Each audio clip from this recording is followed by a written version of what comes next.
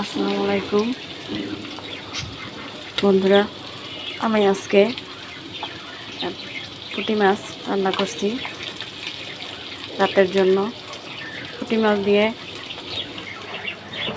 Tomato দিয়ে রান্না করব, একবারে মাখা মাখা। আর টমেটোর চাটনি করব আজকে, যে টমেটোর চাটনি। এই পুঁটি মাছ আপনারা রান্না করবেন। পুঁটি মাছটাকে সুন্দর করে মশলা দিবেন, হলুদ, মরিচ, লবণ সব কিছু দিয়ে একটু রসুন বাটা, তারপরে পেঁয়াজ বাটা, এগুলো দিয়ে মশলা দিয়ে ভালো করে মেখে নেবেন। মেখে কিছুক্ষণ রাখবেন। রাখার পর ম্যারিনেশন করে রাখার কিছুক্ষণ পর ওটাকে ভাজবেন।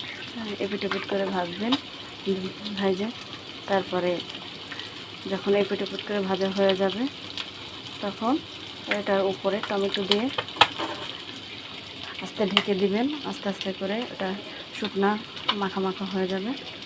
তারপর আপনার পরিবেশন করে খেয়ে ফেলবেন। ভালো থাকবেন। আসসালামু আলাইকুম।